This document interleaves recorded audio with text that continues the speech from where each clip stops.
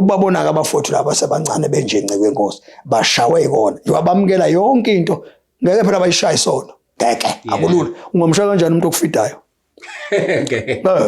so ngeke basishayeke isono nceke bazophila kanjalo-ke ezonweni izono bazoba khona ngaphakathi endlini ngoba ngeke bakhuze intombazane nje la endlini elethe izishumi zika 10,000 rand akulula ukuyishaya noma ingenzani akulula kodwa awuyilethela kuthini ilethela kuthini thina siyibhumba sikhiphe nento yayo nemali yayo sikhiphele eminyango nemali yayo ngoba ngeke mina ngigadwe umuntu la athi angingasho kanje ngishumele kanje ngoba naku uyangondla praise God akekho umuntu ongondlayo kodwa umoya ingcwele mina angithi uyayibona ke akekho umuntu ongama ikhona into enjalo yake yangenza mina umuntu wayesipha imali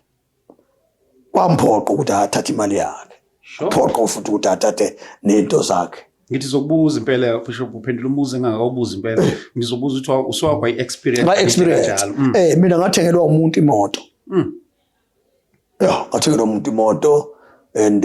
wangithengela imoto wangipha nemali wangipha imali impela kodwa kwathi sekungena isitha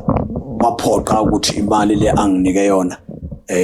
ngoba isitha sangena imoto wayilanda walanda nemali futhi ngiyabona ke kwaphoqa ke mfowethu ukuthi ngiyibuyisele imoto yakhe ngiphinde futhi ngimnikeze imali akubanga kusabalula ngoba kwaphoqa ukuthi akiwe enkantolo ngenhlanhla ngiyanga mina enkantolo angiyanga umoya ingcwele wangisiza ukuthi ngingaye enkantolo lagcina ke leyo case ke iphela kanjalo kodwa nga experience ndaba ukuthathwa unikezwe umuntu into aphinda ngiphuca wangiphuca praise God ngambonga uNkulunkulu ukuthi awu lo mfowethu wangenza ngawela waba ibridge lokuwela ngoba ngathola netende ngalithenga itende elikhulu elihle elimhlophe elikhulu nezihlalo zakhona sakwazi nokusebenza kwiministry ngoba angithenganga ngisho iwindi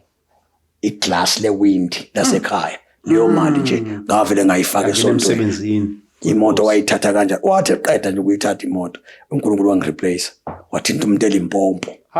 waletha imoto umuntu elimpompo ngadrive imoto ngathi ngiqeda ukudrive imoto kwangena enye imoto ngathi ngiqeda le kwangena enye futhi so ke uNkulunkulu wayengisulela inyembezi naye umfowethu ngamxolela Jesu ngamxolela noma